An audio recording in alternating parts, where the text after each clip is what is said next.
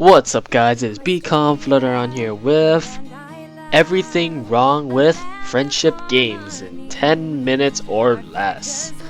So I don't think I have done a everything wrong with friendship games in quite a while, and I'm kind of curious on how this is gonna work.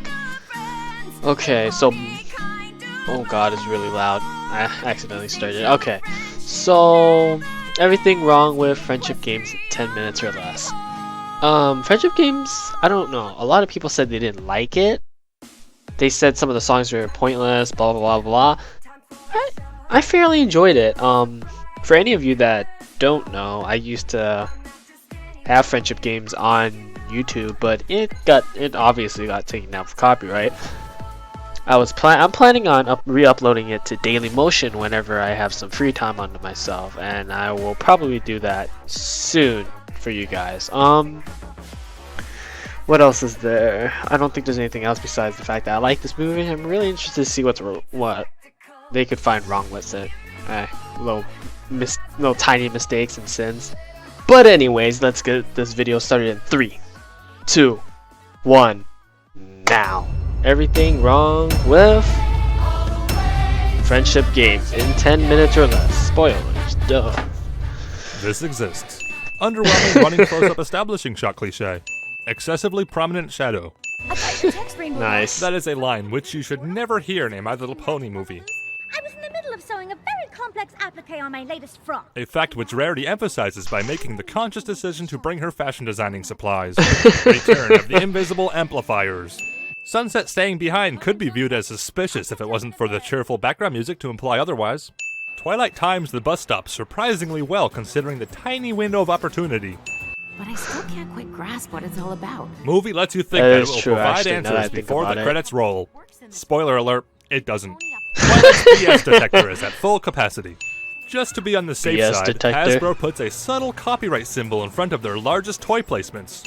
Wow. This drive-through parking lot disappears. Sunset sucks at Frogger. Imagine a world in which we don't have the opportunity to see every door Twilight walks through. Cease and desists can't melt steel beams. Nope. More than 2 minutes of logos and opening credits. Is it? Every word that comes from I Applejack's guess. mouth is a lie. We know this because later in the movie it's explained that she ponies up when telling the truth.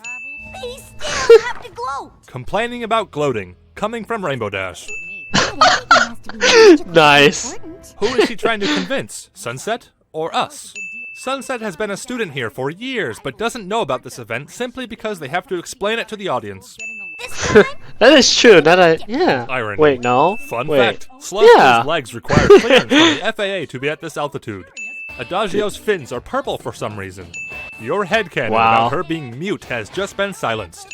Fluttershy's kind words here and in every other part of the movie were obviously sarcastic, otherwise she would have ponied up for expressing kindness.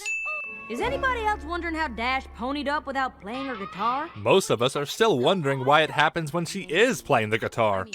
That is puts true. I'm alternate dimension still Twilight wondering. in I was competing still wondering school that. against all pre-established logic because it's convenient for the plot. Spike getting hit by a door cliché transcends Ooh. dimensions. That is true. Not so subtle foreshadowing. Silly Twilight, hollow plastic is cheaper. Reflections, how do they work? Shining armor They needlessly hides behind this door long enough to qualify as a professional stalker and or axe murderer. Shining armor my serves God. no purpose in this movie besides placing a check on the list of toys which were mandated to get screen time. As an alumni, Alumni is plural, therefore Shining Armor is actually 2 small people disguised as one. Fluttershy has no reaction upon hearing that Twilight attends Crystal Prep, waiting in line because the script demands it despite the fact that students have already boarded. Twilight claims Nice. that she didn't cut in line intentionally, then she proceeds to cut in line intentionally. Ponying up sure isn't new to the franchise, but with each movie it makes less and less sense. That is true. Equestria. Which is why Equestria is in the title, naturally. It's quite clear that Rarity enjoys designing fashion. One could say that she went overboard with a number of outfits simply due to an understandably selfish desire to engage in her interests. Yet the movie tries to pass off this Oh my simple God, this is recurring long. gag as some major milestone in Rarity's development just to justify a pony-up. Twilight bumps into Brad for the 6th time in the franchise. Does Best he? pony comforts That's worst true. human.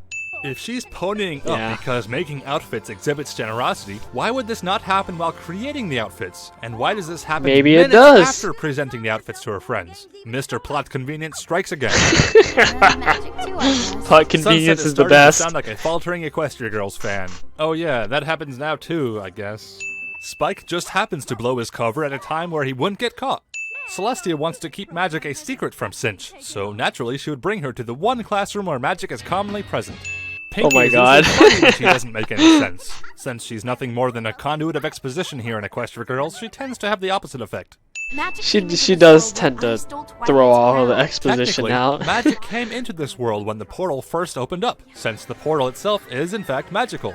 What we needed to defeat them was you. What they actually needed to defeat the Sirens was a completely arbitrary song which just happened to have an open spot for another singer. Twilight has been standing next to the portal for quite some time, yet only now does the pendant decide to notice it. Pony Twilight apparently left the portal open so anyone can just waltz on into Equestria. When designing this building, someone made the conscious decision not to use a normal light switch here. Nope, gotta use a circuit breaker. I think that's what that thing is called. The rotation of the disco ball is inconsistent. Trenderhoof isn't stealing anyone's waifu in this scene. I didn't even know Trenderhoof is there. Obviously, bronies were included in the poll. But remember, only the 6 students from each team with the most points will move on to event number 2. Which is worse, is this the fact that there just happens to be 6 main Akadeka characters in this movie, or the fact that all 6 just happen to qualify? No one ties up their hair while in the chemistry lab. That's a major issue. That is the number. That is the #1 rule in chemistry when I took it. When we do a lab, all girls have to tie up their hair. Should have been the 2 most qualified people to make a birdhouse. The movie became too lazy to make any more sly names based in the show, so it instead steals names directly. Answers differ despite showing the same work. Now you're thinking with portals. Element of kindness magic can make animals talk because reasons. Vague threats to motivate the equally vague objective of non-specific spying. This facial expression is highly offensive and should be censored immediately. Motocross track interface the speed skating as if all this wasn't stupidly dangerous enough. Archery, speed skating, motocross. School does not understand the meaning of liability or insurance bills. Of course not. Where the target's gonna be.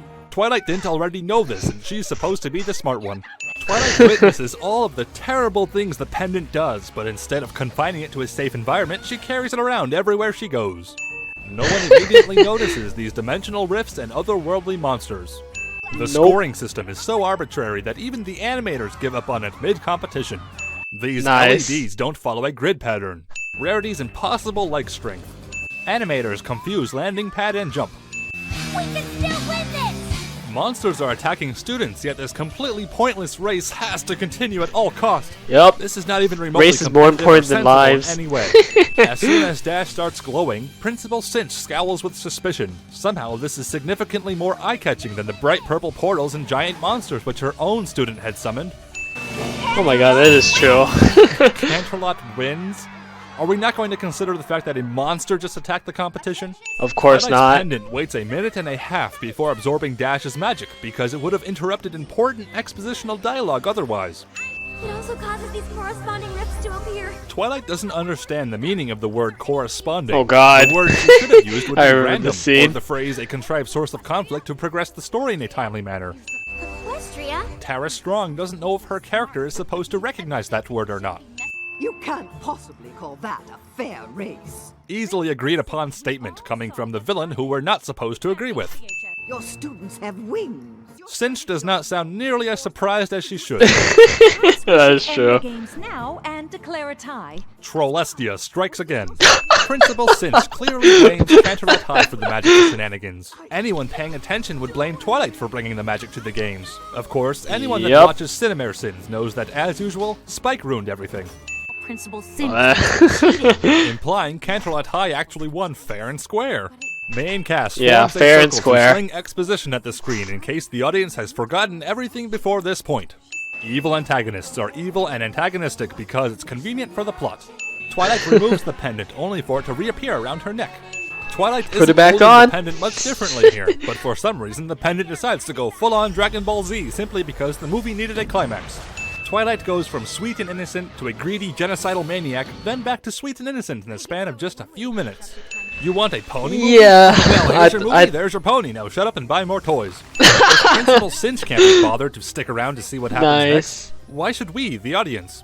These humans clearly enter Equestria without turning into ponies. Even this movie agrees that the mirror's logic behind transforming characters based on the world they are in is completely arbitrary.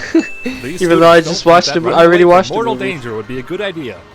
I've been where you are. I've made the same mistake you're making. I'm surprised Third movie confesses to being a repeat of the first. Yeah, this is pretty much the ending is pretty much a repeat of the very first movie. Because it's convenient to the plot. Kind of Sunset a bummer. Clearly harnesses the same magic as Twilight, therefore proving that evil Twilight isn't a product of evil magic, but rather her own greed for power.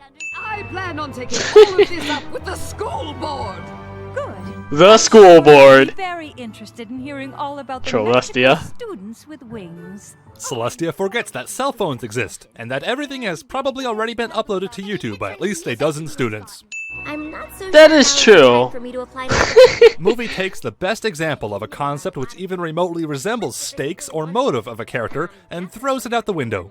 You could transfer to this school. It's a piece of cake to get in this school. Just walk in and tell everyone you're new. No Yep. one will think anything of it. We figured out how magic works in this world. We pony up when we're showing the truest part of ourselves. Throughout the movie, the audience has kept wondering what the answer to this mystery was, but the final explanation is basically, magic happened, so screw you.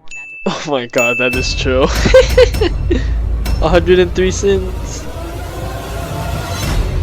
Bipolar Twilight. Good to evil in 10 seconds flat. Nice. That's pretty good, I enjoyed it.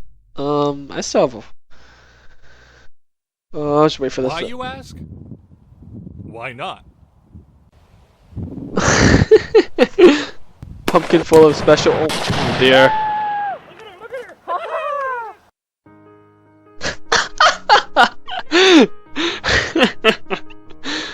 Okay then. What do I have to say? Okay. I really want to go over this in the beginning. Did I go over this in the beginning? I'm not really sure. So, as some of you may have already... Wait, what? As some of you may have already known, I used to have an old channel. If you haven't seen that video yet, just go to my main attract. No, it's not the main attract. My oh my god. Go to. Oh, why can't I remember? What video is it in? Oh yeah. Go to the cutie remark. So my blind commentary, the cutie remark, basically explain what I mean by my old channel. So I have sent an appeal to YouTube, and they have replied saying that they've received my complaint and they're going to be putting it through review, and they'll get back to me as soon as they can. That is actually pretty good because it's kind of a bummer when I lost my YouTube channel, and I really missed interacting with everybody on that old channel. But it's okay. If I get declined, then we'll have to just deal with this, and if I get my channel reinstated, I'll put I'll basically explain everything, and I'll put it into a video on my channel, and then I'll obviously make a video on this channel directing everybody back to my main channel if it comes up. If it doesn't get reinstated, then I'll be sticking to this. That probably made absolutely no sense, but it's okay. But anyways, that's really all I have to say, so I'll see you guys in the next episode.